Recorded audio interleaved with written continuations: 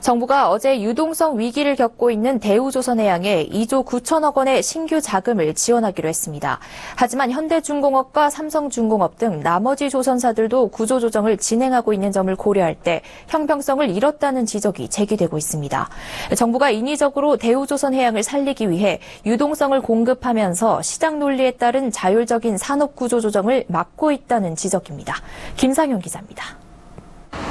정부는 어제 대우조선해양에 대한 추가 자금 지원을 결정하면서 정상화 이후 매각할 계획이라고 밝혔습니다. 현대중공업과 삼성중공업이 대우조선해양을 인수토록해 조선 2사 체제로 재편할 필요가 있다고 설명한 것입니다. 업황 개선이 예상되는 2018년에 매각 여건이 조성될 수 있다는 희망 섞인 관측입니다. 그러나 이 같은 장밋빛 전망이 현실화될지 여부는 미지수입니다.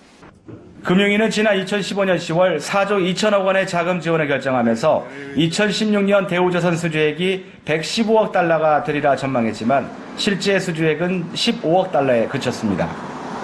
정부의 전망대로 조선 업황이 개선된다 해도 삼성중공업과 현대중공업이 대우조선 인수에 나설지 여부도 장담하기 어렵습니다.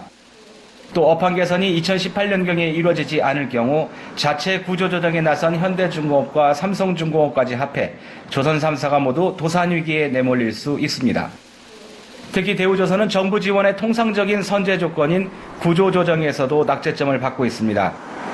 지난 2015년 천문학적인 자금 지원을 받으면서 주채권은행에 제출한 자구계획안 이행률이 조선 3사 중 가장 저조합니다.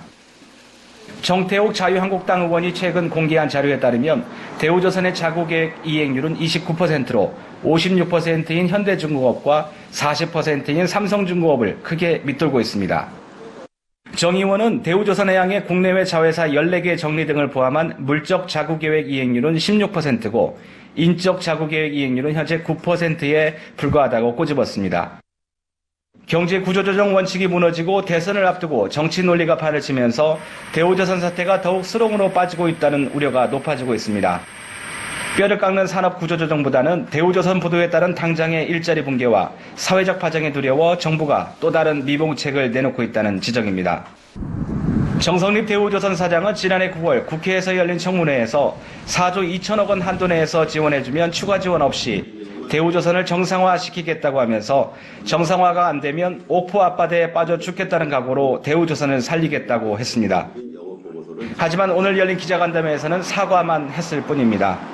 더욱이 증권선물위원회로부터 분식회계 책임으로 해임 권고를 받은 김열중 부사장은 아무런 입장도 내놓지 않고 있습니다. 서울경제TV 김상영입니다.